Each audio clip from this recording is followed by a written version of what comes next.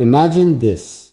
The most beautiful princess in the kingdom stood right in front of me, her hand gently reaching out, her eyes filled with hope, and everyone waiting for me to say yes. But I shocked them all. I said no.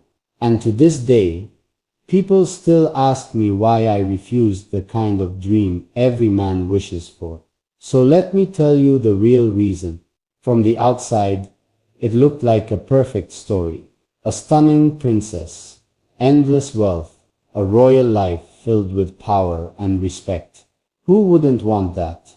But behind that shining picture, there were hidden cracks. Cracks nobody else could see, but I could feel them with every moment I spent around her.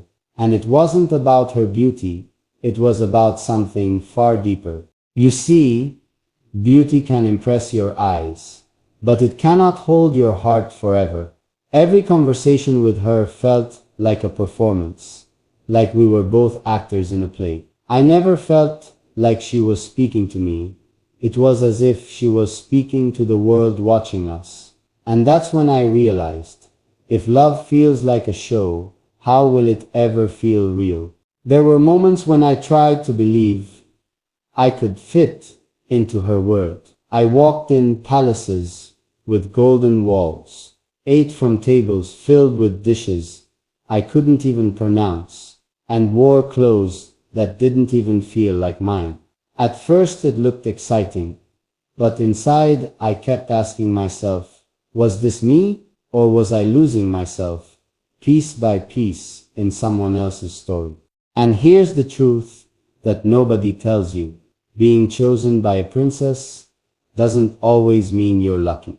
Sometimes it means you're being tested, because every time we met, I felt less like a man she wanted, and more like a prize she wanted to win. It wasn't love, it was possession. I remember one evening, she looked at me and said, "Everything will be perfect once you agree." But my heart whispered something different. Nothing is perfect if it doesn't feel true. And I knew in that instant, if I said yes, I'd be lying to myself. But here's what most people don't understand. Saying no to a princess isn't just saying no to a person. It's saying no to wealth, to fame, to the approval of millions. People will call you crazy, selfish, even foolish. And yet, I chose to carry all those names, rather than carry a life that wasn't mine. Sometimes, people think love is about choosing the most beautiful person in the room, but beauty fades if the soul doesn't shine with it. And what I saw in her eyes was not love, it was control. What I heard in her words was not care, it was expectation. And what I felt in my chest was not joy, it was weight. So when the moment came, when the hall went silent, when every eye turned to me, and the princess herself waited for my answer, I looked past her beauty, past the crown, past the glittering future she painted, and I asked myself one last question. If I say yes, will I still recognize the person in the mirror tomorrow? And that's when my choice became clear.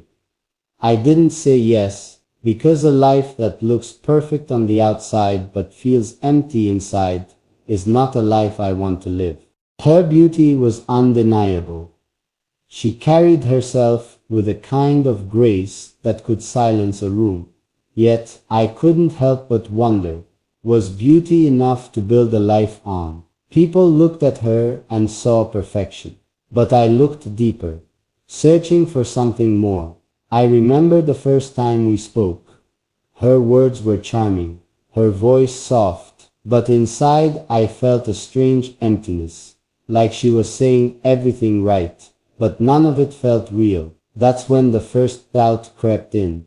Could I tie my life to someone who knew how to impress everyone, yet never revealed who she truly was? The palace kept reminding me of what I'd be walking into: power, wealth, status, everything the world says you should want. But inside me, a voice kept whispering, what about love? What about truth?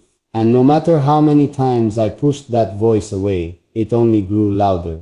The pressure was everywhere, advisors telling me I'd be foolish to walk away, friends saying I'd regret it forever, and strangers dreaming of standing where I stood at the edge of a future most could only imagine. But what they didn't see was the weight of it all. The choice that could trap me in a life that wasn't mine. I noticed small things too, the way she avoided questions about simple joys, the way her eyes shifted when I asked about her dreams. It was as if her world had been built on duty, not desire, and that scared me, because I wanted a love that was alive, not rehearsed. And then came the moment that shook me most. She asked me a question, so direct, so piercing. Am I enough for you? The world expected me to say yes, without hesitation, but my silence gave away the truth. The look in her eyes that day, it told me she already knew the answer, and in that moment, I realized saying yes would mean betraying myself, betraying what I truly longed for. From the outside, it may have looked like I had lost my mind. Who would ever say no to the most beautiful princess the world had ever known? People whispered. People stared.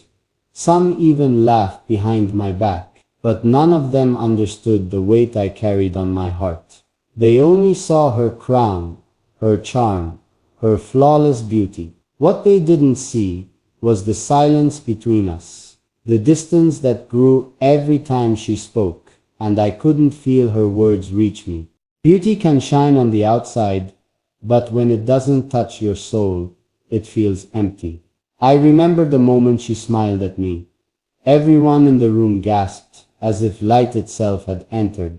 For a second, I wanted to give in. I wanted to say yes and end it all there. But deep inside, I knew it would be a lie. That smile wasn't meant for me. It was meant for the stage. It was the kind of smile people practice in front of mirrors, the kind you wear when you know the world is watching. And I asked myself, could I live my entire life next to someone whose love was only a performance? Here's where it got harder. People began to push me. Advisors, friends, even strangers told me I was foolish. You're walking away from power, wealth, the kind of life others only dream of. But no one stopped to ask me one thing. What kind of love do you dream of? That's when it hit me. Everyone wanted me to marry her for their own reasons, not mine. The weight of their voices almost broke me, but I held on. And here's a truth I've never shared before. I did care about her. Yes, I admired her grace, her strength, even her kindness to others. But admiration isn't love. Respect isn't love. And if you confuse the two, you end up trapped in a life where your heart beats quietly in the shadows, never truly alive. This is when the biggest test came. The princess herself asked me, why do you hesitate? Am I not enough for you?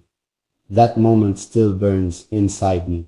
How do you tell someone who has everything that the one thing missing is connection, that her beauty may move nations, but it doesn't move your soul? My silence was my answer, and silence hurts more than words ever can.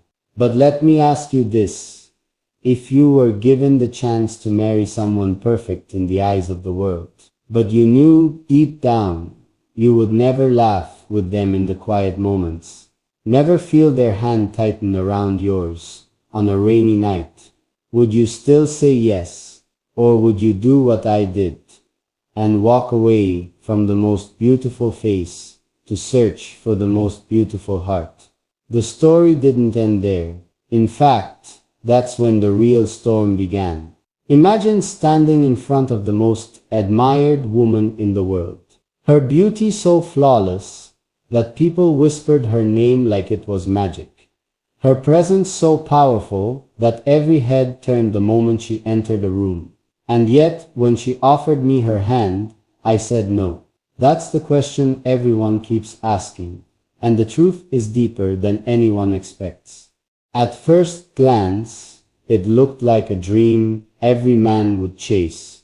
A princess, with eyes that carried a spark of mystery, a smile that felt like it could melt the hardest stone, and a crown that made her untouchable. People thought I was foolish for turning away from her, but only I knew what was hiding behind the curtain of perfection. Here's what nobody saw. The night before she confessed her feelings, she asked me one question. Do you believe beauty can hide a secret? And that question stayed in my heart. It was strange, almost haunting. Why would she ask something like that, if her life was flawless? What truth was she hinting at? Every moment with her felt like walking into a storybook. Golden halls, shining chandeliers, whispers of royalty in the air. But behind her smile, I noticed moments of silence, tiny cracks where her eyes told a different story. That was the first time I realized maybe she wasn't asking me to marry her because of love, but because of something much heavier. Rehook. What if the most beautiful princess in the world wasn't looking for a husband but a shield? That thought refused to leave my mind. The more I looked into her life, the more I noticed patterns. She never spoke about her real dreams. She never laughed with true freedom, and she never walked anywhere alone.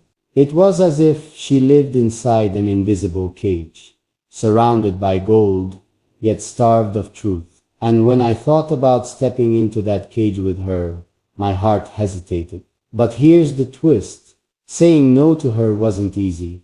I had to stand against the judgment of everyone around me. People whispered, he must be blind. He turned down the perfect woman who rejects a princess.